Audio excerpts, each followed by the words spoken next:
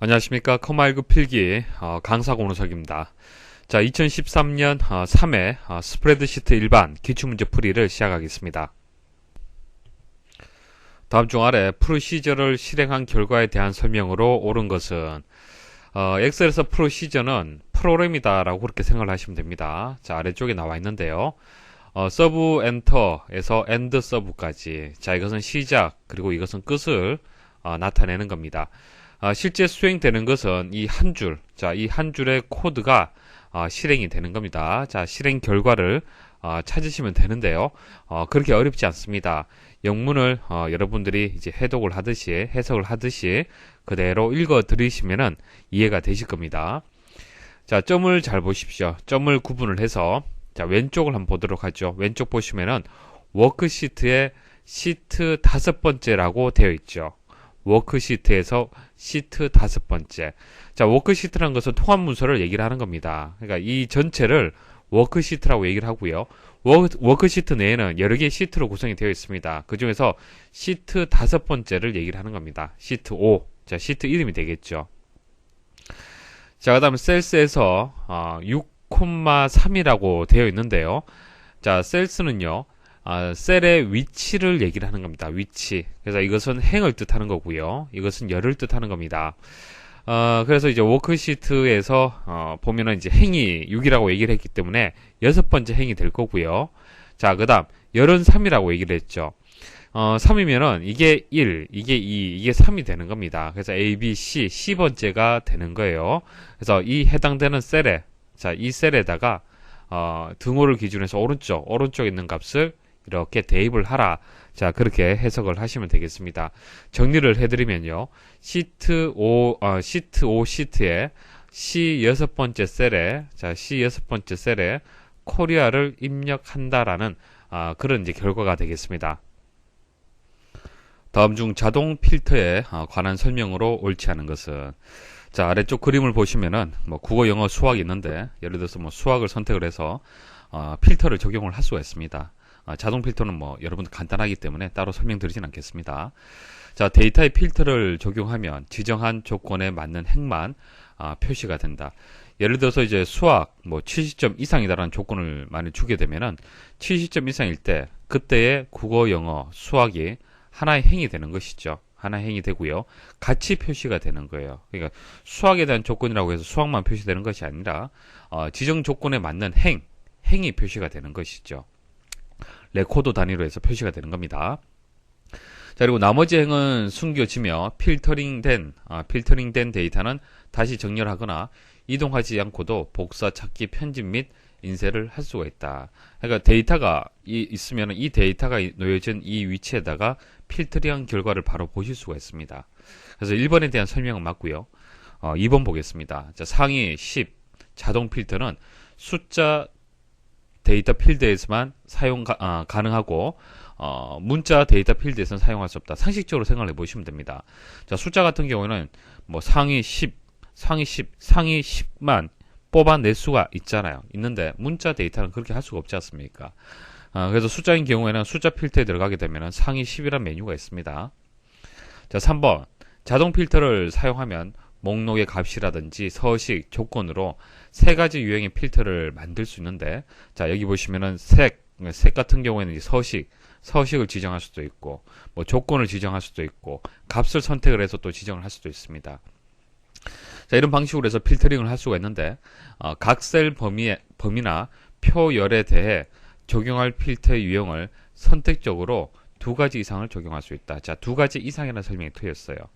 자동 필터 한 번에 한 가지 유형의 필터만 사용을 할 수가 있습니다.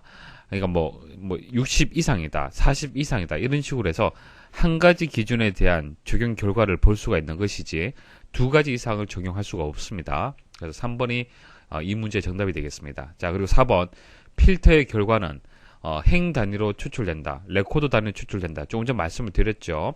자, 조건에 맞는 행만 표시가 된다. 그렇게 말씀을 드렸습니다.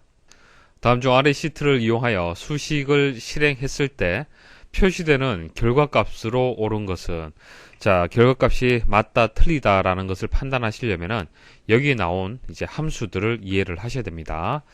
하나하나 한번 살펴보도록 하겠습니다. 자, 1번부터 해서 보도록 하겠습니다. 자, sum하고 이제 count에 a가 붙은 함수, 자, max에 a가 붙은 함수 이렇게 나왔습니다. 자, 이렇게 여러 개의 함수들이 이제 중첩해서 사용이 되었을 때는 괄호 안쪽부터 해서 먼저 생각을 해주시면 됩니다. 자, sum이 바깥쪽에 있고 안쪽에 count에 a 붙은 함수하고 max에 a 붙은 함수가 이제 sum 함수 내에 있습니다. 그래서 이 두 개의 함수의 결과를 이끌어내고 그 다음 합을 구하면은 결과를 비교를 할 수가 있을 것 같습니다. 그래서 이거 먼저 설명드리고 그 다음 이거 설명드리고 그 다음 sum 이렇게 순서로 설명을 드리겠습니다. 자, 먼저 counter. 자, counter라는 함수는 count는 이제 건수를 구하는 겁니다. 그 숫자가 들어있는 건수를 구하는 건데 여기 A가 들어갔잖아요. 그죠? A가 들어가면 데이터라는 의미가 있어요. 데이터. 그래서 데이터가 있는 셀의 수를 구하는 겁니다. 셀의 수. 자, B의 두 번째부터 D의 네 번째까지죠. 자, D의 네 번째까지입니다. 자, 여기서부터 여기까지 데이터가 있는 셀은 몇 개입니까? 자, 총 9개죠. 그래서 결과가 9가 되는 거예요. 자, 그다음 max에 A 붙은 자, 이 함수도 마찬가지입니다. max는 최대값을 구하는 거잖아요. 그죠?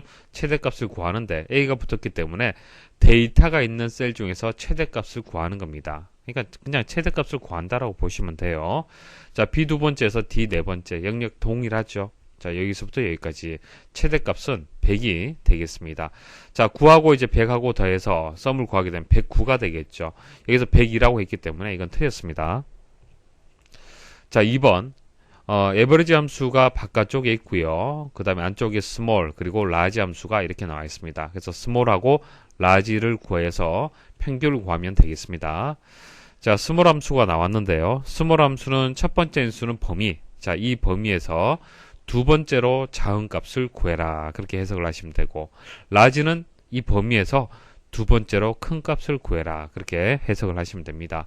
자, C 두 번째부터 자, C 네 번째까지. 자, 두 번째 작은 값이 뭡니까? 90, 87, 75잖아요. 그죠? 87이 두 번째 작은 값이 되겠죠. 자, 그리고 동일하잖아요. 그죠? 두 번째로 큰 값은 어떻게 되겠습니까? 두 번째 큰 값도 87이죠. 자, 이거 에버리지 평균 구하면은 87이 되겠습니다. 틀렸죠. 자, 3번. 자, 안쪽 먼저 구하도록 하겠습니다. 자, 안쪽을 구하게 되면은 B 세 번째부터 자, D 세 번째까지 여기까지네요. 그죠? 자, 두 번째 큰 값입니다. 두 번째 큰 값은 뭐죠? 87이 되겠네요. 자, 그 다음 이거 두 번째 작은 값이네요. 이것도 87이죠. 범위가 같기 때문에. 자, 이것을 sum 하게 되면은 174가 되겠습니다. 이거 맞죠? 그래서 3번이 정답이 되겠습니다. 자, 4번까지 설명을 드릴게요. 자, 카운트하고 그리고 민의 a가 붙은 함수하고 사용이 되었습니다. 자, 결과 보도록 하죠. 자, 이거 해석 잘 하셔야 됩니다. 자, 위에 콜론으로 이렇게 셀이 연결이 되어 있으면 범위를 뜻하는 거고요. 자, 이거 심표입니다. 심표는 각각의 셀을 뜻하는 겁니다. 그래서 B 두 번째에서 B 두 번째하고 D 네 번째가 되는 거예요. 범위가 아닙니다. 자, B 두 번째하고 D 네 번째. 그러니까 여기서부터 여기까지의 의미가 아닙니다. 셀 이 두 개를 뜻하는 거예요. 자, 여기서 카운터라고 얘기를 했기 때문에 데이터가 있는 셀의 수. 자, 2가 되겠죠. 결과 2가 되고요. 그 다음, 민의 A가 붙었습니다. 이것도 마찬가지예요. 두 번째, B 두 번째 셀하고 D 네 번째 셀에서 데이터가 있는 셀 중에서 최소값을 구하는 겁니다. 최소값 얼마입니까? 83이잖아요. 그죠? 그래서 이것을 썸을 하게 되면은 85가 정답인데 틀렸죠. 3번이 정답이 되겠습니다. 다음 중 엑셀에 데이터 입력에 관한 설명으로 옳지 않은 것은 1번 한 셀에 여러 줄의 데이터를 입력하려면 Alt, Enter 키를 사용한다. 자, 한번 실습을 통해서 보여드리겠습니다. 자, 동그라미 1번 보도록 하겠습니다. 만일 40이라는 데이터가 입력되어 있는 상태죠. 지금 한 줄로 입력이 되어 있잖아요. 그죠? 자, 여러 줄을 입력을 할 때는 여기서 엔터를 입력을 하면 다음 셀로 이동이 되는 거고요. Alt하고 Enter 키를 같이 눌러줘야 됩니다. 이런 식으로. 자, 그러면 두 줄로 이렇게 입력이 되는 것입니다. 그래서 1번에 대한 설명은 맞고요. 자, 그 다음 2번. 워크시트에서 탭키를 누르면 오른쪽으로 한 셀씩 이동이 된다. 자, 탭키 많이 사용을 하죠. 탭키 누르면 오른쪽으로 이동이 됩니다. 3번 같은 데이터를 여러 셀에 한 번에 입력하려면 컨트롤 엔터키를 사용을 한다. 자, 만약 여기서부터 여기까지 10이라는 숫자를 입력하고 싶어요. 그럼 범위 선택을 하시고요. 10 입력하고요. 그리고 컨트롤하고 엔터, 그냥 엔터 누르지 마시고 컨트롤 엔터 한번 눌러 보십시오. 그러면은 입력하고자 하는 데이터를 동시에 입력을 할 수가 있습니다. 자, 4번 숫자나 날짜 데이터의 경우 입력 시 앞에 몇 글자가 해당 열의 기존 내용과 일치하면 자동으로 입력이 된다. 자, 보세요. 데이터 형식이 이제 문자인 경우도 있고 숫자인 경우도 있고 날짜인 경우도 있습니다. 일단 문자인 경우 한번 보도록 하겠습니다. 여기서 권까지만 입력을 하면요. 이전에 입력된 데이터가 있으면 자동으로 완성이 됩니다. 그래서 엔터만 입력하시면 되겠죠. 자, 여기도 서만 입력해도 뒤에 서울 해서 데이터가 자동으로 완성이 됩니다. 자, 엔터 입력하시면 되고요. 자, 숫자 한번 보도록 할게요. 한번 100 입력해 보겠습니다. 100 입력하려고 1 누르면은 뒤에 숫자가 자동 완성이 안 돼요. 다 입력을 해야 됩니다. 그래서 숫자는요, 안 돼요. 숫자는 안 되고요. 날짜 한번 보도록 하겠습니다. 자, 2001년 1월 1일이네요. 자, 2001-01-01. 직접 입력을 해야겠네요. 그죠? 안 됩니다. 자, 그래서 숫자나 날짜 데이터의 경우 입력 시 앞에 몇 글자가 해당 열의 기존 내용과 일치하면 자동으로 입력된다는 설명이 틀렸습니다. 결과적으로 숫자, 날짜, 시간 데이터는 적용이 안 됩니다. 그리고 엑셀 옵션에 보시면은 셀 내용을 자동 완성, 이것을 체크가 되어 있는 상태가 되어야만 자동 완성 기능을 사용을 할 수가 있습니다. 혹시 안 되시는 분들은 체크 여부를 확인을 하십시오. 다음 중 작성된 매크로를 엑셀이 실행될 때마다 모든 통합 문서에서 실행할 수 있도록 하는 방법으로 옳은 것은, 여기서 키가 되는 것은 모든 통합 문서가 여기서 키가 됩니다. 자, 일단 매크로 간단하게 말씀을 드릴게요. 자, 매크로는 어떤 반복되는 작업을 자주 하는 경우에 그때 한번 만들어 두면은 다음부터 실행하기가 좀 수월한 그런 방법이 되겠습니다. 고급 기능이죠. 자, 예를 들어서 여기서부터 여기까지 이제 이제 평균을 구하는 작업을 한 번만 하는 것이 아니라 수시로 한다라고 가정을 하겠습니다. 자, 그때는요, 미리 그 평균을 구하는 것을 하나 만들어 두는 겁니다. 만들어 두고 그 매크로를 호출을 해서 이용을 하면은 쉽게 다음부터는 이용을 할 수가 있습니다. 자, 여기서 이제 매크로 기록을 누릅니다. 자, 매크로 기록을 누르면요, 매크로 이름을 여기에 입력할 수 있고요. 그리고 매크로를 실행을 할 때 단축키, 바로가기 키를 또 여기서 정의를 할 수가 있습니다. 자, 바로가기 키는 영문으로 대문자나 소문자로 입력을 해야 됩니다. 자, 그리고 여기서 중요한 것은 매크로 저장 위치, 이게 중요해요. 자, 저장 위치가 세 가지가 있습니다. 첫 번째는 현재 통합 문서가 있어요. 현재 통합 문서는 현재 작업하고 있는 이 통합 문서에만 현재 만드는 매크로가 적용이 되는 거고요. 그래서 새 통합 문서에 적용을 시키겠다. 그 다음 개인용 매크로 통합 문서가 있는데요. 개인용 매크로 통합 문서가 모든 통합 문서에서 실행이 되는 겁니다. 자, 그래서 여기서 이제 개인용 매크로 통합 문서로 해서 확인 버튼 누르고요. 작업을 해보겠습니다. 자, 에버리지에서 범위 선택을 하고요. 자, 엔터 입력을 했어요. 자, 평균을 구했죠. 이제 끝났습니다. 작업이. 그러면 기록 중지 이렇게 누르시면 돼요. 이 매크로가 이제 만들어진 겁니다. 자, 이렇게 만들어진 매크로는요, 다음에 쉽게 이용을 할 수 있습니다. 이 데이터 지금 없잖아요. 그죠? 없는데 제가 조금 전 바로가기 키로 컨트롤 A라고 만들었습니다. 자, 키보드에서 제가 컨트롤 A 한번 눌러볼게요. 자, 눌러보면 자동으로 이렇게 입력이 됐죠. 제가 에버리지에서 수식 이렇게 입력하지 않았죠. 자, 이게 매크로가 가지는 장점이 되겠습니다. 자, 이 만든 매크로가 저장되는 위치에 따라서 다르다는 얘기입니다. 자, 현재 통합 문서 선택할 수 있고요. 그 다음 새 통합 문서, 그리고 개인용 매크로 통합 문서, 이 세 가지 중에서 선택을 할 수가 있습니다. 그 중에서 개인용 매크로 통합 문서는요, 좀 특별합니다. 특별해요. 별도의 폴더에 저장이 됩니다. XL 스타트라는 폴더에 personal.xlsb라는 이름으로 해서 특수한 엑셀 통합 문서에다가 저장을 시킵니다. 자, 이렇게 저장을 시키면요, 워크시트를 열지 않은 상태에서도 매크로를 실행할 수 있습니다. 그러니까 조금 전 우리가 만들었던 그 시트가 있죠. 워크시트가 있을 겁니다. 그 워크시트가 아니다 하더라도 모든 엑셀에서 그 해당 매크로를 실행할 수가 있는 거예요. 그러니까 그만큼 자주 사용을 하겠다는 얘기죠.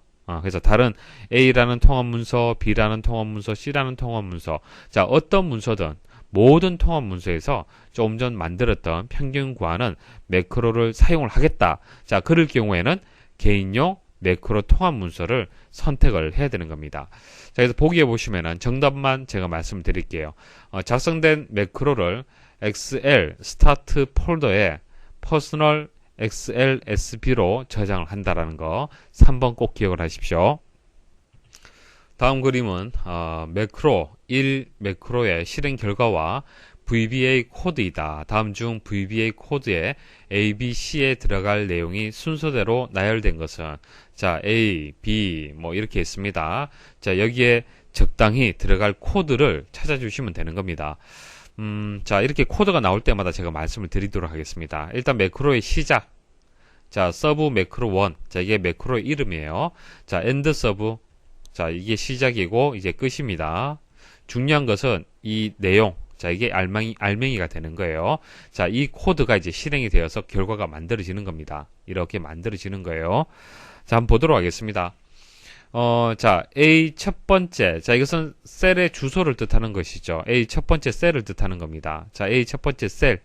자, 셀렉트는 선택한다라는 그런 의미를 가지고 있습니다. 그러니까 여러분들이 마우스로 해서 A 첫 번째 셀을 탁 선택한 거. 자, 선택을 했는데 A 첫 번째 이 셀, 이게 셀인지 뭐 데이터인지 판단을 해야 되잖아요. 그죠? 자, 그것을 구분해 줄 수 있는 어떤 값을, 코드를 여기에 입력을 해 주시면 됩니다. 그게 레인지예요. 레인지. 레인지는 셀, 어떤 범위를 뜻하는 겁니다. 그래서 이렇게 입력이 되면요.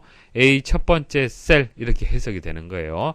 A 첫 번째 셀을 선택했다. 자, 이렇게 선택을 했다. 자, 이렇게 해석을 하시면 됩니다. 자, A 첫 번째 셀을 이제 선택을 했어요. 자, 선택을 했습니다. 현재 보시면 아시겠지만, 네임이라고 입력이 되어 있는 상태입니다.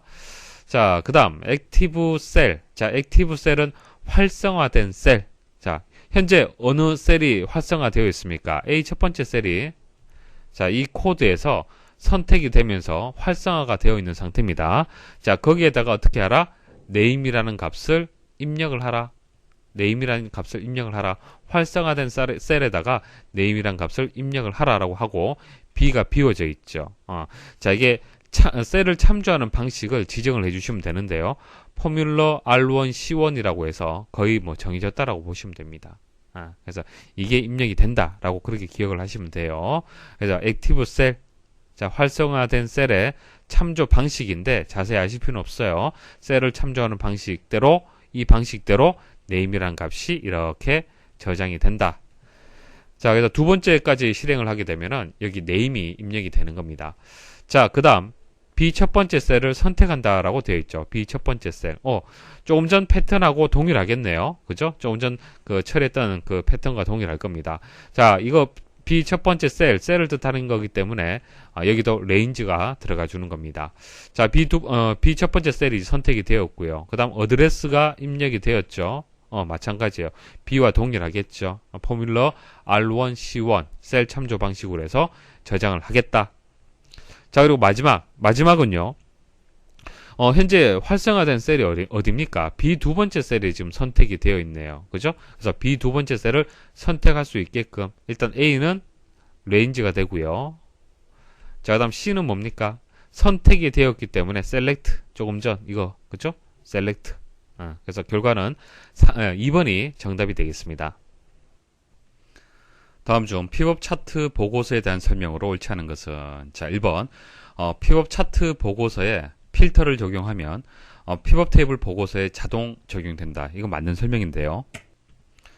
자 픽업 차트를 한번 만들어 보겠습니다. 자 삽입에 가서 픽업 테이블을 만들 수도 있고 차트를 만들 수도 있습니다. 픽업 차트를 일단 선택을 해 보겠습니다. 자 표에서 일단 범위가 선택이 되어 있는 상태고요. 그리고 픽업 테이블 및 픽업 차트의 위치를 선택할 수 있습니다. 새 워크시트를 선택할 수도 있고 기존 워크시트, 현재 워크시트에서 표시를 할 수도 있습니다. 자 일단 새 워크시트를 선택을 하고요. 확인 버튼 눌러 보겠습니다. 자 이 상태에서 한번 만들어 볼게요. 간단하게. 자 이렇게 해서 적당히 값의 위치를 이동을 해 보겠습니다. 자 이동을 하면 어떻습니까? 자, 이동을 하면은 픽업 차트 보고서도 만들어지고요. 픽업 테이블 보고서도 만들어집니다. 자, 이렇게 만들어지죠. 자, 이렇게 만들어진 상태고요. 자, 여기서 보고서 필터를 제가 이름을 강아선을 한번 선택을 해볼게요. 자, 이렇게 선택을 했을 때 테이블과 차트가 어떻게 바뀌는지 한번 보십시오. 자, 확인 누르게 되면은 차트도 그냥 픽업 차트도 바뀌었지만은 픽업 테이블도 자동으로 이제 바뀌게 된다는 얘기입니다. 그러니까 필터가 적용이 된다는 얘기죠. 같이. 자, 그래서 픽업 차트 보고서에 필터를 적용하면 픽업 테이블 보고서에 자동 적용된다는 것이 맞습니다. 연결되어 있잖아요. 그죠? 자, 그 다음 2번. 픽업 차트 보고서 생성 시 자동으로 차트 제목, 항목, 범례 등이 삽입되어 표시가 된다. 자, 이거 틀렸습니다. 어디서 틀렸냐면은 제목은 표시가 안 돼요. 제목은. 자, 조금 전 만들었던 픽업 차트잖아요. 그죠? 자, 오른쪽에 범례는 이렇게 보여지게 됩니다. 기본적으로 만들어지고요. 그 다음에 아래쪽에 나와 있는 항목, 경영이라는 항목, 물리라는 항목 표시가 됩니다. 하지만 위쪽에 있어야 될 제목이 없죠. 자, 3번 표준 차트는 기본적으로 워크시트에 포함된 차트로 만들어지고 픽업 차트 보고서는 기본적으로 차트 시트에 만들어진다. 자, 조금 전 말씀드렸다시피 픽업 차트 보고서는요, 두 가지 방식이 있습니다. 새 워크시트에 만들어 줄 수도 있고요. 기존 워크시트에 만들어 줄 수도 있습니다. 그래서 여기서 이제 기본적으로 차트 시트에 만들어진다는 이 설명 자체가 새 워크시트에 만들어진다는 그런 의미가 되는 겁니다. 그리고 표준 차트 같은 경우에도 기본적으로 워크시트에 포함된 차트를 만들 수가 있잖아요. 그죠? 그래서 이것도 맞다라고 볼 수가 있습니다. 자, 근데 정확하게 말씀을 드리면은, 차트 시트라는 것은요, 별도로 이제 차트 시트로 만들어져야 되는데, 자, 어떤 모양이냐면은, 자, 보세요. 표준 차트를 만드는 겁니다. 자, 이렇게 만들잖아요. 그죠? 범위 선택을 해서 이렇게 만들었어요. 만약 이렇게 만든 것을, 차트 시트로 해서 만들려면 어떻게 합니까? 자, 차트를 선택을 해서 오른쪽 버튼 클릭을 하면은 차트 이동이 있습니다. 새 시트를 선택을 하고요. 자, 확인 버튼 누르시면은 이게 차트 시트가 되는 거예요. 이게 차트 시트라고 하는 것이죠. 그러니까 시트 전체가 차트로 이렇게 만들어지는 것을 얘기를 하는 겁니다. 자, 그런데 자, 보기를 자세히 읽어보시면은 픽업 차트 보고서는 기본적으로 차트 시트에 만들어진다. 이 말은 새 워크시트가 선택이 된다는 그 뜻이잖아요. 근데 새 워크시트를 선택하게 되면은 이런 식으로 보여지는 겁니다. 그러니까 픽업 테이블 보고서도 있고, 그리고 픽업 차트 보고서도 있고, 이런 식으로 되는 것이죠. 그러니까 조금 전 보여드렸던 차트 이동 대화 상자에서 새 시트를 선택을 해서 보여지는 차트 시트는 사실 아니란 얘기예요. 이해하시겠습니까? 자, 그렇지만은 명백하게 틀린 것은 2번이 틀렸어요. 그리고 3번은 해석하기에 따라서 기본적으로 차트 시트를 만들어진다, 이 설명이 새 워크시트를 의미하는 경우라고 볼 수도 있습니다. 그래서 3번은 이제 좀 정확하게 설명을 드리면 틀렸다라고 할 수 있지만은 2번이 명백하게 틀렸기 때문에 3번은 맞다라고 볼 수가 있습니다. 자, 그리고 표준 차트는 조금 전 보여드렸다시피 기본적으로 워크시트에 포함된 차트로 만들어지고, 차트 도구, 디자인, 위치, 차트 이동을 선택을 해서 새 시트를 선택하게 되면은 차트 시트로 해서 이제 그 차트 위치를 바꿔줄 수가 있었습니다. 그래서 이 부분은 틀린 부분이 없습니다. 자, 4번 픽업 차트 보고서를 삭제해도 관련된 픽업 테이블 보고서는 삭제되지 않는다. 자, 이런 얘기죠. 선택을 해서 딜리트 키를 눌러서 지웠잖아요. 그죠? 딜리트 키를 눌러서 지웠을 때, 그 테이블은 그대로 유지가 된다는 얘기입니다. 그냥 픽업 테이블은 그대로 유지가 된다는 얘기예요. 자, 이 문제는 데이터 표와 관련된 문제인데요. 먼저 설명을 좀 드리겠습니다. 자, 데이터 표라는 것은 말 그대로 표로 나타나는 겁니다. 표. 특정 값의 변화에 따른 결과값의 변화 과정을 표로 나타내는 건데요. 예시를 보시면 쉽게 이해를 할 수가 있을 겁니다. 자, 여기 보시면은 매출액이 7만이잖아요. 그죠? 매출액이 7만 원일 때 그때 세율을 알게 되면 세금을 계산할 수 있어요. 여러분들이 하루에 7만 원을 벌었습니다. 여러분들이 하는 사업이 세율이 9.5%예요. 9.5%는 세금이라는 얘기입니다. 그러면 세금으로 얼마를 납부를 해야 됩니까? 6,650원을 납부를 해야 돼요. 그걸 얘기를 하는 겁니다. 그러면 세율 변화가 7.5%, 8.5%, 10.5% 이렇게 변할 수가 있잖아요. 변했을 때 그때의 세금이 어떻게 될 거냐? 이 변화 과정을 구하는 것이 데이터표 기능이 되는 겁니다. 자, 현재 매출액이 이렇게 있고요. 그 다음 세율이 있고, 그리고 세금이 이렇게 입력되어 있습니다. 세금에는 수식으로 입력되어 있습니다.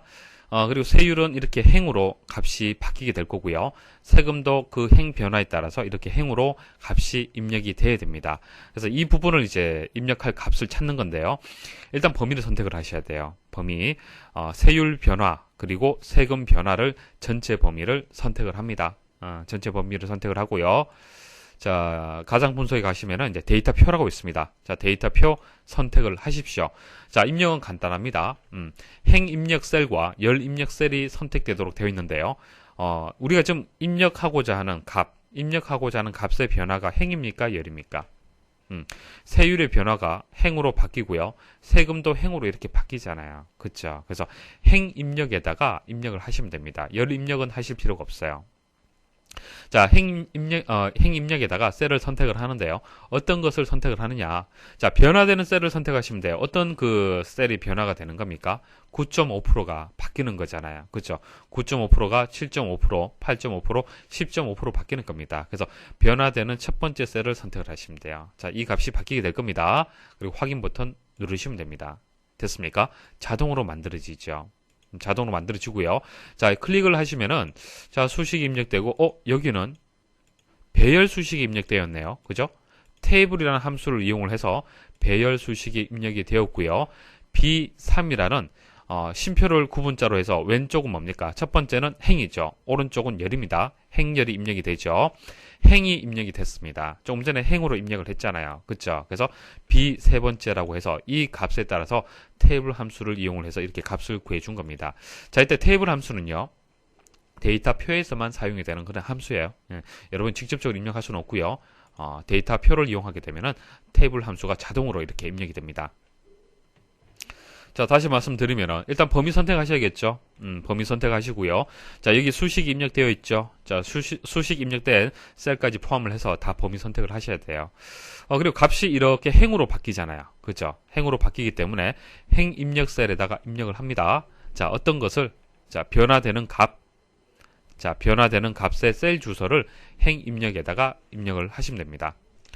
아래 시트에서 표 1에 할인율 B3을 적용한 할인가 B4를 이용하여 표 2의 각 정가에 해당하는 할인가를 계산하고자 한다. 다음 중 가장 적합한 데이터 도구는 자, 일단 문제가 어떤 내용이냐면 이런 겁니다. B 세 번째 셀이 어디입니까? 여기잖아요. 그죠? 이게 뭡니까? 할인율이죠. 할인율 5% 할인율. 자, 그다음 할인가는 B 네 번째입니다. 그러니까 이런 얘기죠. 정가는 이제 10,000원인데 이것을 할인율을 적용하게 되면은 할인가가 9,500원이 된다는 얘기입니다.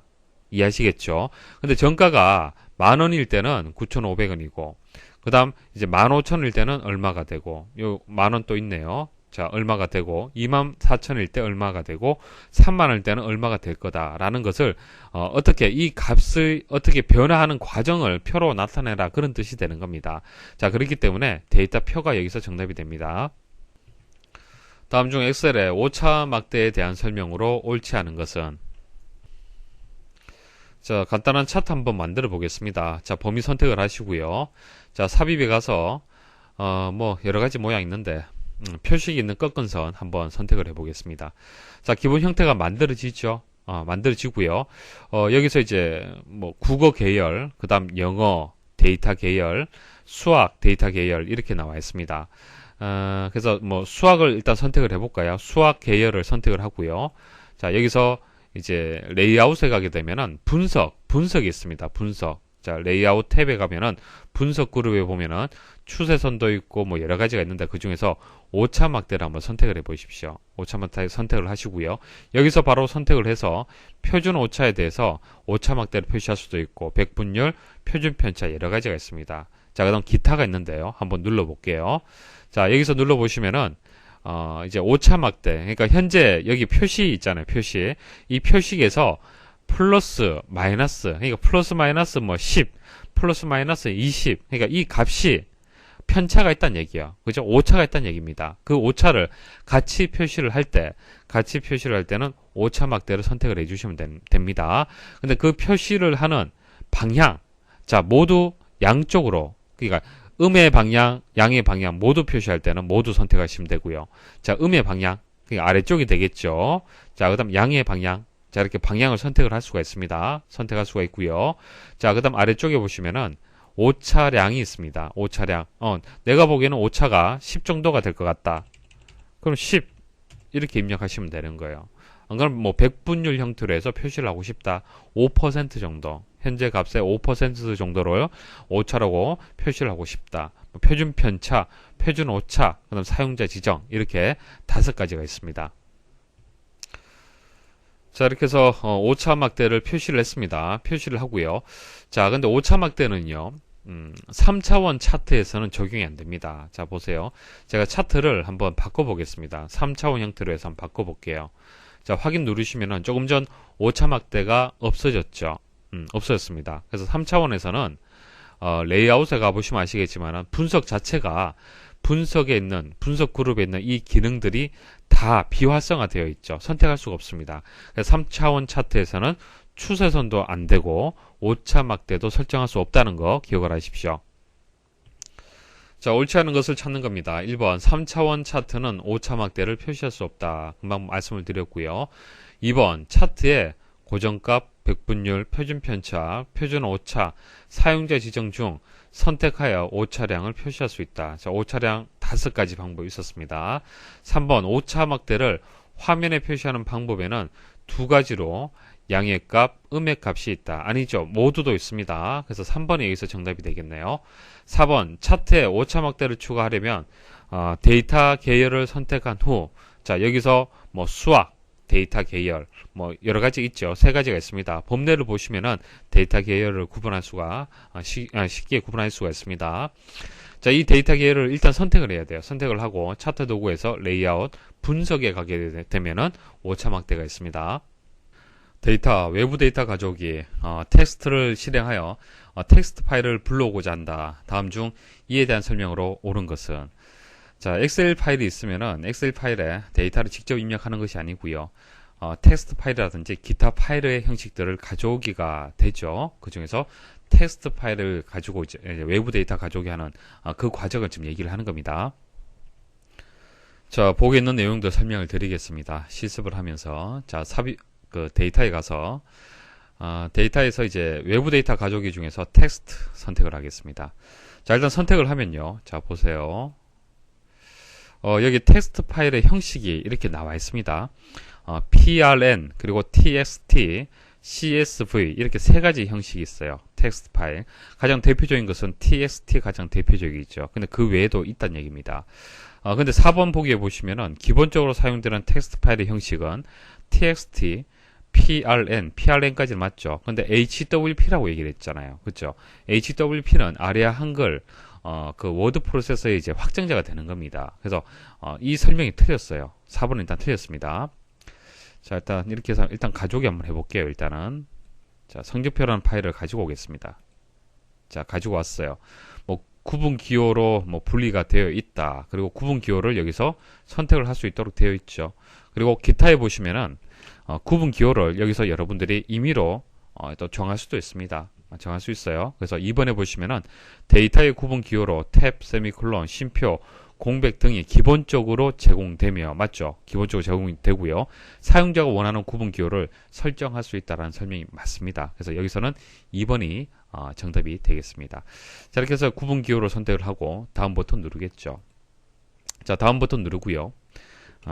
여기 열 데이터 서식에서 마지막에 있는 열 가져오지 않음. 자, 이 부분을 한번 보도록 하겠습니다. 이게 무슨 뜻이냐면은, 이제, 우리가 가지고 오려는 텍스트 파일에 보면은, 일반, 그 파일에 보면은, 이름, 자, 이름, 지역, 컴퓨터 일반, 스프레드시트 일반, 데이터베이스 일반, 평균, 합격 여부라는 항목명을 가지고 있는, 그러니까 열을 가지고 있는 내용을 가지고 있어요. 텍스트 파일이 가지고 있습니다. 이것을 지금 현재 우리가 가지고 오는데, 자, 여기 나와 있는 열을 모두 가지고 올 거냐, 그렇지는 않다는 얘기입니다. 선택할 수 있다는 얘기예요. 만일 이름을 가져오지 않겠다. 자, 지역 가져오지 않겠다. 자, 보세요. 자, 위에 일반이라고 되어 있는데 바뀝니다. 열 건너뛰므로 바뀌죠. 자, 스프레드시트 일반. 자, 이것도 가져오지 않겠다. 건너뛰겠다. 자, 이런 식으로 이제 선택을 하게 되면은 일반으로 되어 있는 이 그 열값만 가지고 온다는 얘기입니다. 자, 마침 버튼 눌러 볼게요. 자, 어떻게 되었습니까? 가지고 오려 하는 열 중에서도 선택해서 이렇게 가져왔다는 얘기입니다. 됐죠? 그래서 텍스트 파일에서 특정 열만 선택하여 가져올 수 없다라고 되어 있는데 있다라고 설명을 해야 됩니다. 자, 그리고 가져온 데이터는 외부 원본 텍스트 파일이 수정되면 즉시 수정된 내용이 자동으로 반영이 된다 했는데 반영이 자동으로 안 돼요. 자, 보세요. 외부 데이터 가족에서 가지고 왔던 이제 메모장, 그 메모장에서 열어서 보여드리고 있습니다. 자, 성적표점.txt라는 파일입니다.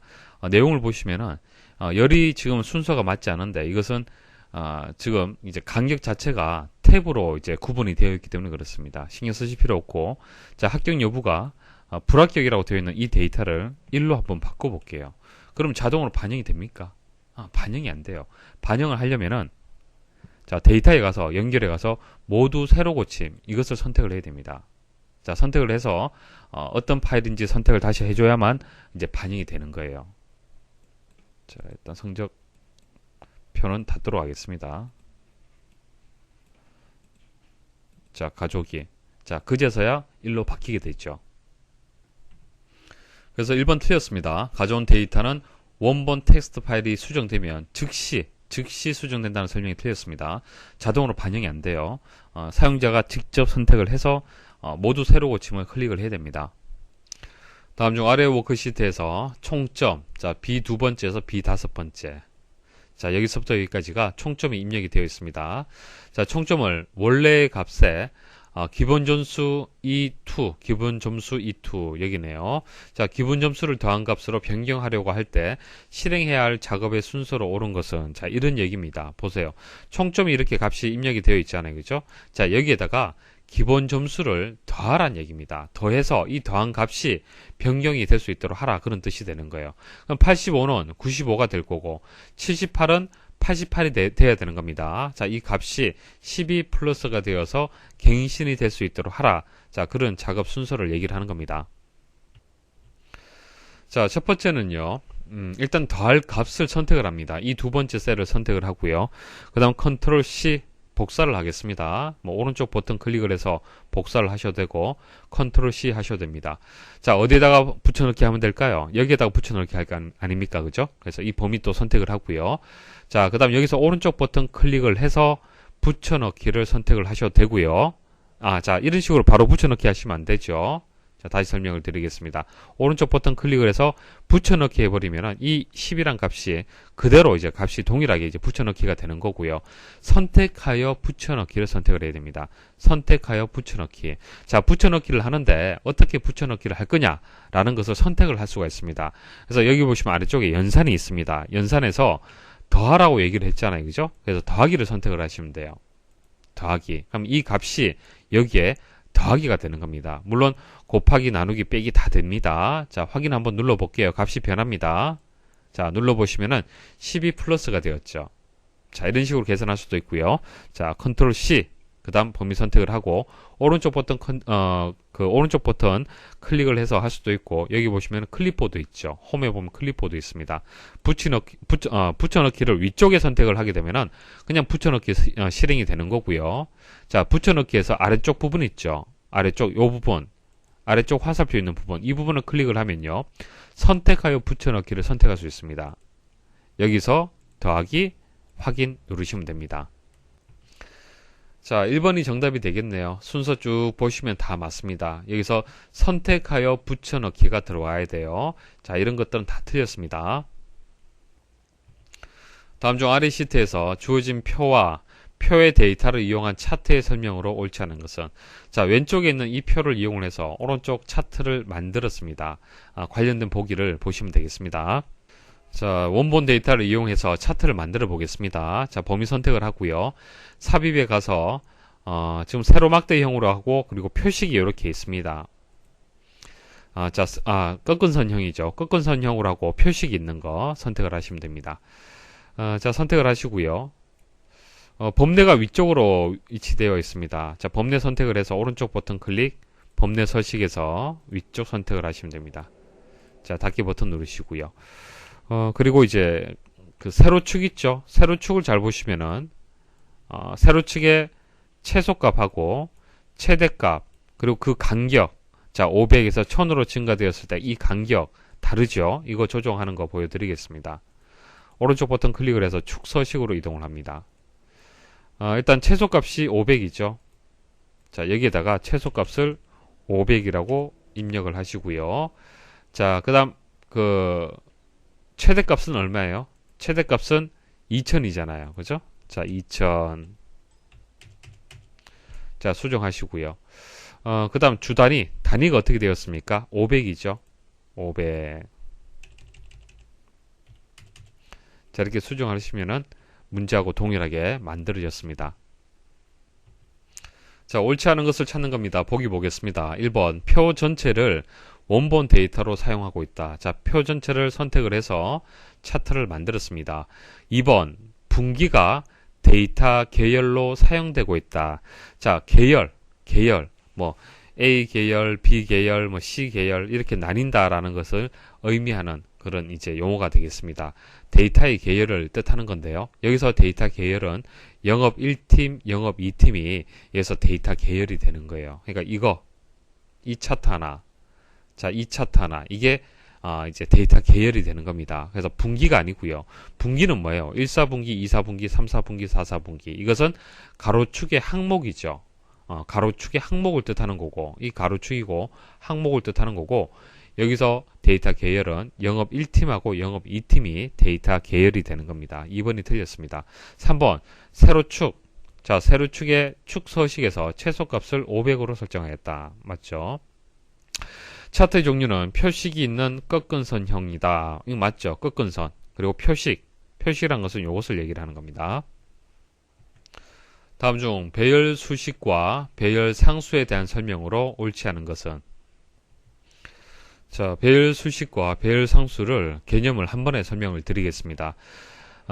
지금 제가 작업하려는 어떤 거냐면은 1 더하기 3을 여기에다가 결과를 만들 거고요. 그리고 2 더하기 4를 결과를 여기에다 만들 겁니다.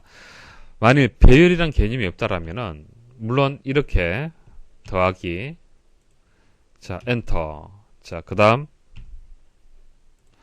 더하기, 엔터, 이렇게 구할 수가 있겠죠. 각각의 셀을 선택을 해서 이제 구할 수가 있습니다. 근데 배열이라는 개념을 이용하면요, 이 과정을 간단하게 수행을 할 수 있습니다. 그래서 배열이라는 것은 어떤 집합의 개념이 되는 거예요. 집합. 그러니까 셀의 범위, 자, 범위 단위로 해서 계산을 할 수가 있는 겁니다. 자, 그럼 결과를 입력할 범위를 일단 선택을 하시고요. 자, 등호 입력하시고, 자, 이 범위, 그 다음 더하기, 자, 이 범위 선택을 하시면 되는 거예요. 근데 배열 수식은요, 일반 수식하고 달라서 입력하는 방법이 다릅니다. 그러니까 엔터를 입력하는 방법이 다른데, 키보드에서 컨트롤 시프트 누르고요. 그리고 엔터 입력하시면 됩니다. 어떻습니까? 한 번에 계산이 되었죠? 한 번에 계산이 되었습니다. 이게 배열 수식이 되는 거예요. 자, 그 다음 배열 상수는 또 어떤 거냐면 이렇습니다. 금방 제가 구할 때는 셀의 범위를 선택을 했죠. 셀의 범위를 선택을 해서 배열 수식으로 해서 값을 구했습니다. 자, 배열 상수라는 것은 고정된 값이죠. 고정된 값. 자, 한번 구해볼게요. 자, 등호해서, 자, 이 범위 하고요. 자, 더하기를 하는데, 제가 원하는 값을 입력을 한번 해볼게요. 직접 한번 입력을 해보겠습니다. 5하고 6하고. 자, 그 다음 중괄호. 자, 이게 상수가 되는 거예요. 배열 상수. 우리 집합의 원소를 표시를 할 때 이렇게 표시를 했잖아요. 그죠? 동일합니다. 그래서 심표가 뜻하는 것이, 이제 열을 뜻하는 거예요. 열. 그러니까 다섯 번째 값, 그 다음 열의 여섯 번째 값, 이렇게 표시가 되는 겁니다. 그러니까 A 첫 번째, 그러니까 A 열의 1, B열에 2가 있잖아요. 그죠? 그러니까 열로 지금 1, 2가 구분이 되어 있지 않습니까? 열로. 마찬가지 5, 6이 쉼표로 입력이 되면은 열로 구분이 되는 겁니다. 열이 다르다라고 그렇게 보시면 돼요. 그러니까 배열은요, 형식이 같아야 됩니다. 일단은 연산을 하려면은. 그래서 1하고 2라는 이 값이 첫 번째 열, 두 번째 열에 이렇게 입력이 되어 있잖아요. 그죠? 열을 구분했기 때문에 여기서도 쉼표가 입력이 된 겁니다. 쉼표로 해서 열을 구분을 했습니다. 자, 여기서 컨트롤 시프트 엔터 입력을 하면은 1 더하기 조금 전 우리가 입력했던 5, 그 다음 2 더하기 6 결과가 표시가 된 겁니다. 자, 옳지 않은 것을 찾는 겁니다. 1번 배열 수식에서 잘못된 인수나 피연산자를 사용할 경우 밸류의 오류 값이 발생을 한다. 자, 인수라는 것은 자, 여기 보시면 배열 수식이 하나 있는데요. 자, 이런 것이 인수가 되는 겁니다. 인수. 이런 것들이 인수예요. 그 다음에 이것은 연산자가 되겠죠. 그리고 연산을 당하는 입장, 이런 것들이 또 피연산자가 되는 겁니다. 그래서 뭐 어찌됐든 배열 수식에 들어가는 이런 각각의 요소들이 이제 사용이 잘못되었을 때 이런 오류가 발생한다, 그런 뜻이 되는 거예요. 자, 이것은 배열 수식만 해당되는 것이 아니고요. 일반 수식에서도 만일 썸을 이용을 하잖아요. 그죠? 썸을 이용을 한데 썸은 숫자를 더하는 그런 함수잖아요. 그죠? 자, 그런데 이렇게 문자열이 이렇게 들어갔습니다. 자, 문자열을 더하라. 자, 이것은 인수가 잘못 입력이 되었잖아요. 피연산자가 좀 잘못된 거지 않습니까? 그죠? 이렇게 잘못된 인수나 피연산자를 사용하게 되면은 밸류 오류값이 나오고요. 배열 수식도 동일합니다. 자, 2번 배열 상수는 숫자 논리값, 텍스트 오류값 외에 수식도 사용할 수 있다. 자, 여기까지는 맞는데 수식은 아닙니다. 자, 상수라는 것은 1, 2, 3 이런 식으로 고정된 값을 상수라고 얘기를 합니다. 그렇죠? 수식이라는 것은 값이 바뀔 수가 있는 거예요. 그래서 배열 상수는요, 상수값으로, 이런 형태의 상수값으로 입력이 돼야 되는 겁니다. 그리고 중괄호로 해서 그 안에다가 상수값을 입력을 해야 됩니다. 자, 그래서 2번이 정답이 되고요. 3번 배열 상수에서 다른 행의 값은 세미콜론, 다른 열의 값은 쉼표로 구분한다. 자, 이게 1, 2, 3 이게 뭐냐면은 자, 이런 식으로 값이 입력된 것을 얘기를 하는 겁니다. 그러니까 열이죠. 열. 이게 첫 번째 열, 두 번째 열, 세 번째 열이 되겠죠. 그래서 다른 열의 값은 이제 쉼표, 열이 다르기 때문에 이것을 쉼표로 이렇게 구분한 겁니다. 만일 이렇게 1, 2, 3이다. 이것은 행을 구분한 것이죠. 행을 구분했을 때는 어떻게 한다? 세미콜론. 자, 1, 세미콜론, 2, 세미콜론, 3. 자, 이렇게 입력을 하면은 이것은 행이 다르구나 라고 이제 약속을 한 겁니다. 자, 그래서 3번은 맞는 설명이에요. 그래서 뭐 혼란이 있을 수가 있는데 쉼표 하나만 기억하시면 되겠죠. 쉼표는 열을 구분한다. 자, 4번 컨트롤 시프트 엔터 키를 누르면 중괄호 안에 배열 수식이 표시된다. 자, 보세요. 입력된 수식을 한번 자세히 한번 보십시오. 보시면은 앞뒤로 중괄호가 이렇게 입력이 되어 있죠. 중괄호가 입력이 되어 있습니다. 자, 다시 보여드릴게요. 자, 범위 선택을 하고요. 등호하고요. 더하기. 자, 이렇게 범위 선택을 했죠. 여기까지 수식 모양 하고요. 배열 수식으로 입력을 했을 때 결과하고 다릅니다. 그 결과에는 배열 수식은요, 앞뒤로 해서 중괄호가 붙어요. 자, 컨트롤 시프트 엔터 입력을 하면 입력과 동시에 앞뒤로 중괄호가 이렇게 붙죠. 자, 그래서 4번은 맞는 설명입니다. 그래서 여기서 2번이 정답이 되겠습니다. 다음 중 엑셀의 바로가기 키 및 기능 키에 대한 설명으로 옳지 않은 것은? 자, 실습을 해보겠습니다. 컨트롤 시프트 U. 자, 컨트롤 시프트 U는 수식 입력줄, 자, 수식 입력줄 부분을 확장하거나 축소하는 단축 키가 되겠습니다. 바로가기 키가 되겠습니다.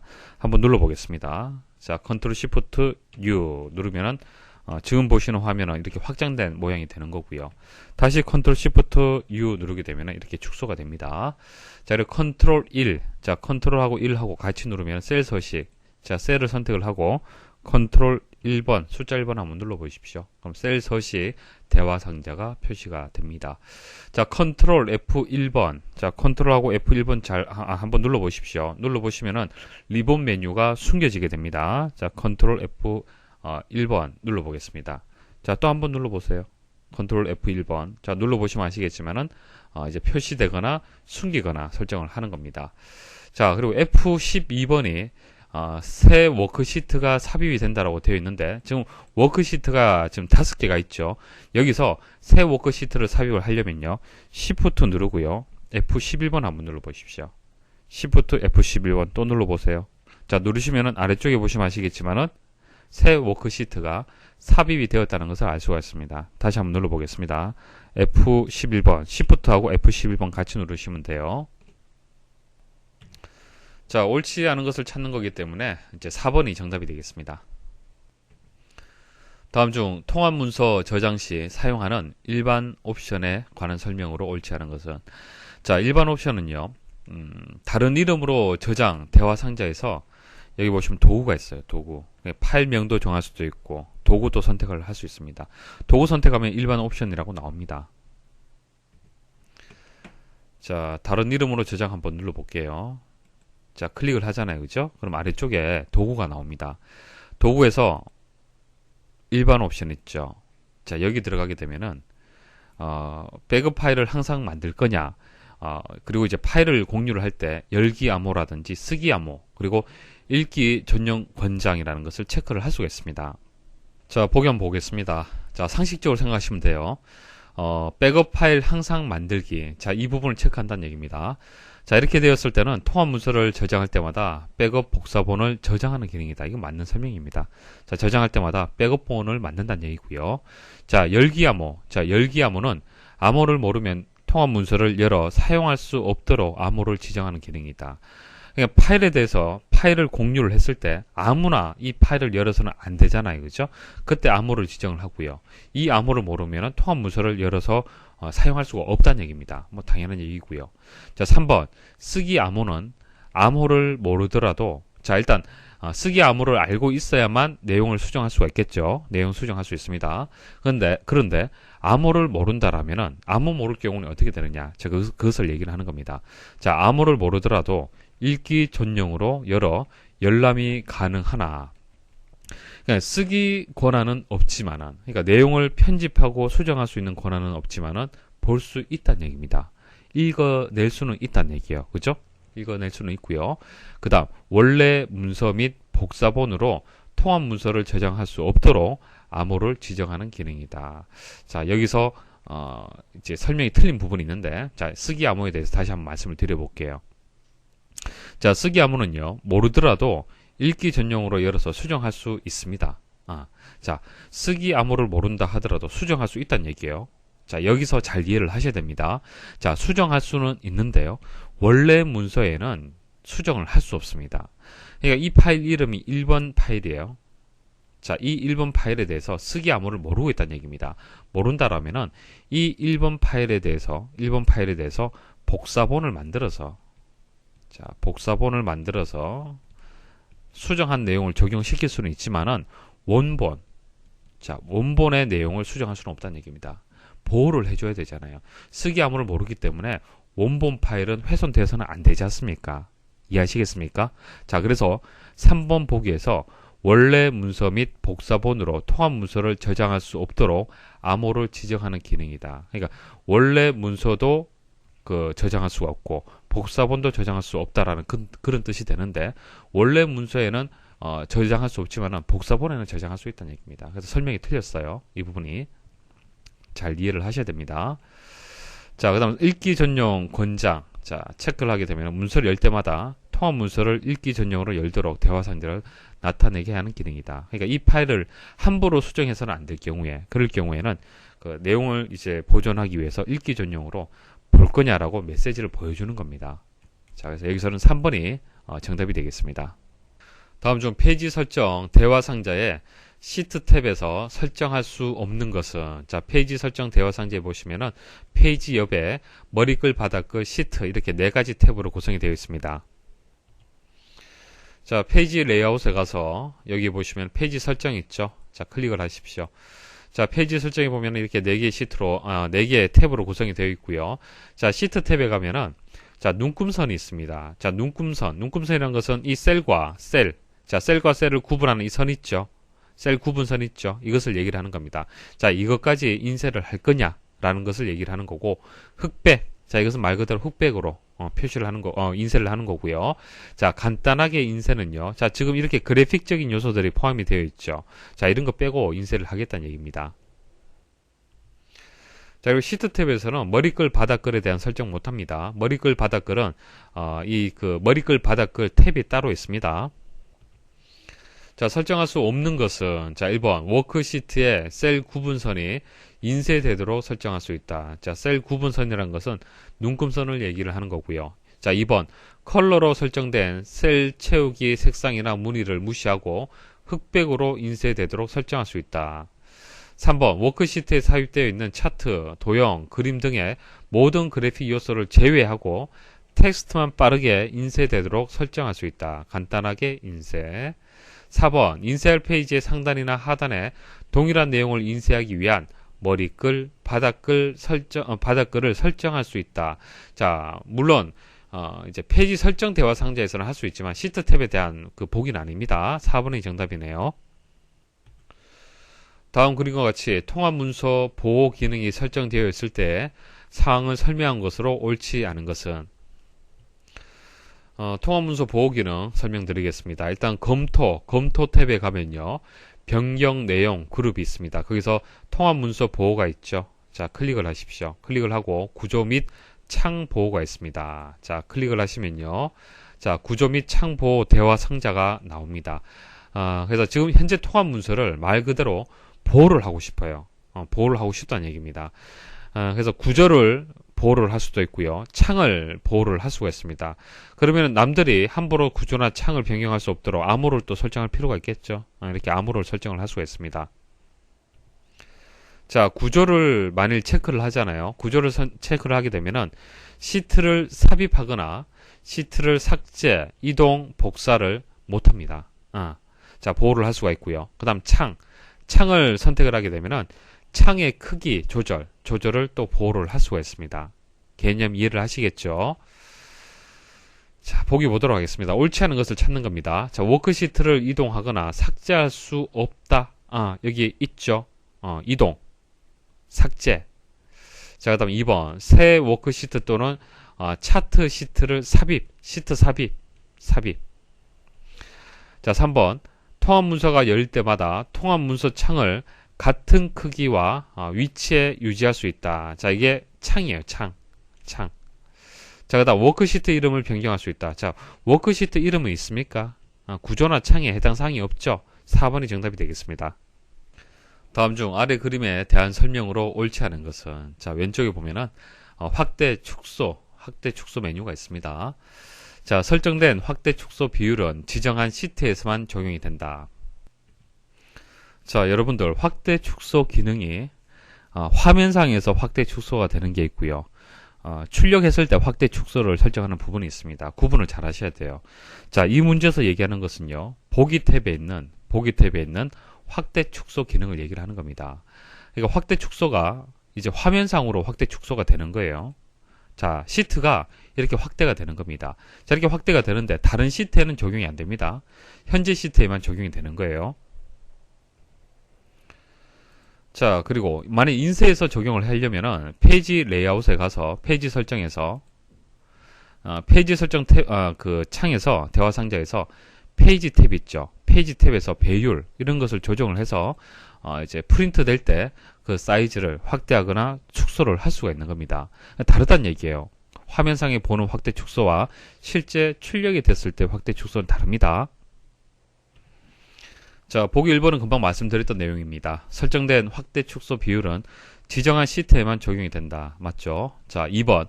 특정 영역만 확대해서 보려면 해당 영역을 선택하고 선택 영역 확대 축소를 실행한다. 단, 확대된 크기는 원래 크기의 400%를 넘지 못한다. 자, 만일 이 부분만 확대해서 보고 싶다. 그럼 범위를 선택을 하고요. 선택 영역 확대 축소를 클릭을 해 보십시오. 자, 그러면은 그 영역만 이렇게 확대가 되는 겁니다. 자, 그런데 제한이 있다는 얘기입니다. 확대 축소는요, 아무리 크게 해도 400%를 넘을 수가 없습니다. 자, 400%까지는 확대가 됩니다. 확대가 되는데 그 이상은 안 된다는 얘기예요. 자, 10과 400 사이에 있어야 합니다라는 이런 메시지가 나오잖아요. 그죠? 자, 확대 축소 범위가 되겠습니다. 자, 2번은 어떻다? 이제 맞는 설명이죠. 자, 400% 맞고요. 최소 비율은, 최소 축소 비율은 원래 크기의 10%다. 10에서 400까지예요. 자, 4번 확대 축소를 클릭하여 설정한 확대 비율은 인쇄 시 확대 축소 비율에 반영이 된다. 아니다 라고 말씀을 드렸습니다. 자, 반영을 하려면은 여기서 반영을 해줘야 돼요. 다음 중 아래 시트에서 부서별 인원수를 구하기 위하여 H 세 번째 셀에 입력되는 배열 수식으로 옳지 않은 것은, 자, 왼쪽에 이렇게 표가 나와 있고요. 오른쪽에는 부서별 인원수를 계산하는 이제 표가 나와 있습니다. 개발 1부는 3명이고 개발 2부는 1명이다. 자, 개발 1부는 하나, 둘, 셋, 3명이 있네요. 그죠? 자, 이런 식으로 건수를 구해서 여기서 표시가 될 수 있도록 해야 되고, 배열 수식을 이용을 해라. 그렇게 나왔습니다. 자, 일단은 배열 수식이 무엇인지 다시 한번 설명을 드리겠습니다. 자, 배열 수식을 왜 이용을 하냐면은, 조건이 여러 개 있을 때, 다중 조건을 처리할 때 쉬운 방법이 배열 수식 방식이에요. 자, 예시 한번 보도록 하겠습니다. 자, 조건이 한 개일 때는 굳이 배열 수식을 이용할 필요는 없습니다. 자, 조건이 한 개일 때는 뭐 썸이프 정도 이용을 해도 충분히 계산이 되겠죠. 그러니까 1번 같은 경우에 직책이 과장인 사람의 기본급의 합계를 구하라. 자, 직책이 과장이다. 그때 기본급의 합계를 구하라는 얘기예요. 자, 어떻게 하면 되겠습니까? 썸이프. 그러니까 조건을 걸어서 그때 합을 구하면 되잖아요. 그죠? 그래서 D 두 번째에서 D 여덟 번째. 자, 이 범위에서 과장. 자, 이 조건을 만족하는 값 찾고요. 그때의 이 두 번째에서 이 여덟 번째 값 기본급을 가지고 와서 합을 구하라는 얘기입니다. 그래서 직책이 과장이다라는 조건 한 가지잖아요. 그죠? 자, 조건이 한 개일 때는 뭐 썸이프 이용해도 됩니다. 자, 그런데 조건이 여러 개 만들어질 때는 배열 수식 이용하면 간단하게 쉽게 구할 수가 있습니다. 자, 성별이란 조건이 붙었고요. 그다음 직책이란 조건, 이렇게 두 개의 조건이 붙었습니다. 이제 썸을 이용해서 배열 수식 이용하면 됩니다. 첫 번째 조건, 그리고 곱하기 두 번째 조건, 그리고 곱하기 합계를 구할 범위, 이런 식으로 입력을 하면은 계산해서 구할 수가 있다는 얘기예요. 그래서 성별이 남이다라고 했기 때문에 C 두 번째부터 해서 C 여덟 번째까지 범위 선택을 하고 남이다라고 조건 1 처리해 주고요. 그 다음 직책에 대한 범위 지정하고 과장이다. 그다음 합계를 구할 범위, 자, 기본급의 합계를 구하는 것이죠. 자, 이런 식으로 곱하기로 해서 조건과 합계를 구할 범위를 정해 주시면 되는 겁니다. 자, 조건이 3개다. 지역이 서울, 성별이 남, 직책이 과장이란 이런 조건 아무리 많다 하더라도 곱하기로 그냥 연결만 해주면 되는 거예요. 자, 배열 수식을 왜 이용하는지 아시겠죠? 일단 필요성에 대해서 이해를 하셔야 되고요. 근데 이 문제는요, 부서별 인원수를 계산하는 문제가 되는 겁니다. 부서별 그 인원수, 이런 개수를 구할 때, 자, 배열 수식을 이용해서 개수를 구하는 방법 3가지가 있습니다. 자, 이거 꼭 여러분들 알고 계셔야 돼요. 꼭 알고 계셔야 됩니다. 자, 정답을 보면서 바로 설명을 드릴게요. 자, 1번에 보시면 썸을 이용을 했습니다. 자, 배열 수식을 이용을 했는데 썸을 이용을 했네요. 자, C 세 번째부터 그리고 G3이다라고 얘기를 했습니다. 자, 개발 1부네요. 자, 여기서부터 여기까지는 조건이 되는 거예요. 조건. 그러니까 개발 1부에 대해서 찾는 것이죠. 개발 1부 찾는 거예요. 자, 그럼 이 범위에서 개발 1부 찾는 겁니다. 여기 찾았네요. 그죠? true가 되고, 이건 false, true, false가 되는 겁니다. 자, 그러면 첫 번째 true일 때, 자, 이것을 곱하기 1을 하라는 얘기잖아요. 그죠? 곱하기 1. 곱하기 1을 하게 되면 어떻게 되겠습니까? 이건 0이에요. 1이에요. 1. true는 1이 되는 겁니다. false인 경우에는 0이 되는 거예요. false는 0, true는 1이라고 보시면 됩니다. 자, 이런 식으로 쭉 계산을 하면요. false일 때는 0이 되고, true일 때는 1이 됩니다. 자, 이렇게 해서 1, 0, 0, 1, 1, 0, 0이 되고, 썸으로 마지막에 계산이 돼요. 자, 합을 구하기 때문에 이것은 3이 되는 것이죠. 그래서 결과 3이 만들어지는 겁니다. 이해하시겠습니까?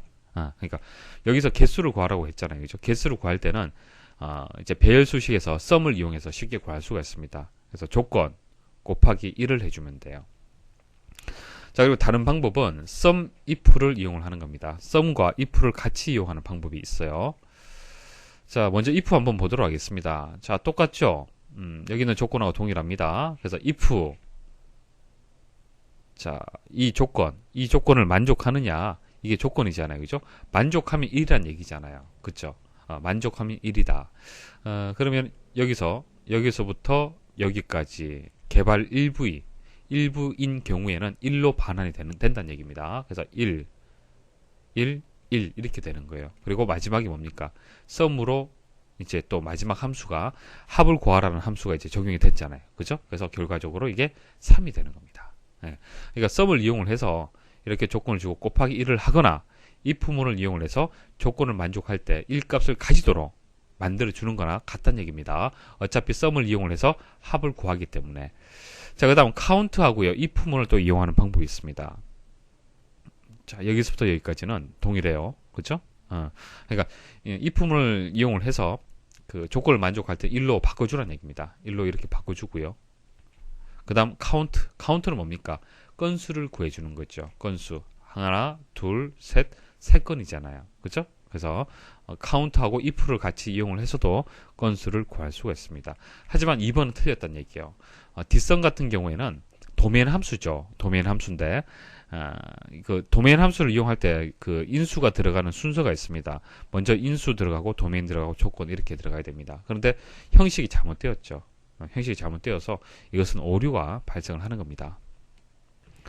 자, 그리고 여기서 하나 추가로 말씀을 드리면요. 자, 카운트 있죠. 카운트가 하는 역할이 뭐죠? 카운트는 셀에 숫자가 들어있는 그때 개수를 구하는 겁니다. 그러니까 여기서 1이냐 아니냐가 중요한 것이 아닙니다. 1이 들어가도 되고 2가 들어가도 되고 3이 들어가도 상관이 없습니다. 꼭 1이 아니어도 상관이 없다는 얘기예요. 그래서 뭐 여기 이제 1이 아니라 뭐 4가 들어왔다 하더라도 이 조건을 만족할 때는 4 값을 가질 거 아닙니까? 가지게 되고요. 카운트가 숫자가 들어있는 셀의 개수를 구하기 때문에 3이란 값을 반환하게 되는 겁니다. 다음 중 아래 보기와 같은 시트에서 수식의 결과값이 색과 다른 것은 자 차근차근 보도록 하겠습니다. 자 1번 small인데 small의 인수는 일단 범위 그리고 몇 번째냐 이렇게 나와야 됩니다. 자 A 첫 번째에서 G의 첫 번째까지 영역이 되겠습니다. 이 범위에서 세 번째로 작은 값을 반환하라 그렇게 되는 겁니다. 제일 작은 값이 10이 되고 그 다음 20 그리고 30이네요. 자, 세 번째 작은 값은 30이 되겠습니다. 자, 다음 두 번째. 자, 에버리지 함수하고 스몰 함수가 같이 이용이 되었습니다. 일단 안쪽에 있는 함수부터 해서 하나하나 풀이를 하셔야 됩니다. 자, 스몰에서부터 해서 여기까지 한번 먼저 보도록 하겠습니다.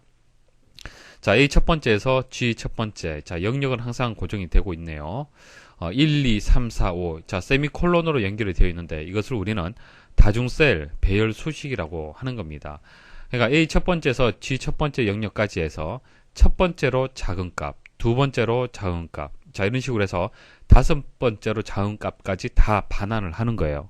그럼 결과적으로 어떻게 되겠습니까? 이 결과가 10. 자, 이게 제일 작잖아요. 그죠? 그 다음 20, 두 번째. 그 다음 30. 자, 그 다음 40. 그 다음 50 이런 식으로 반환이 되는 겁니다. 자, 이것을 어떻게 한다? 에버리지 함수를 묶었잖아요. 평균을 구하게 되면은 30이 계산이 되는 겁니다. 자, 3번 라지. 자, 다섯 번째로 큰 값. 가장 큰 값은 뭐죠? 자, 이게 첫 번째고 그 다음 두 번째, 세 번째, 네 번째, 다섯 번째. 자, 30이 되겠네요. 그래서 1번에서 3번까지는 결과가 30이 되고요. 4번 보도록 하겠습니다. 자, 스몰이 있고 컬럼이 있네요. 자, 컬럼은요. 해당 셀에 이제 10값을 반환을 해주는 겁니다. 10값. 자, 뒤에 첫 번째 셀이네요. 자, 뒤에 첫 번째 셀에 10값이 어떻게 되겠습니까? 로우는 1이 되고 10값은 D, 그러니까 4가 되는 거예요. 1, 2, 3, 4가 되는 겁니다. 그래서 이 결과는 4가 되는 거예요.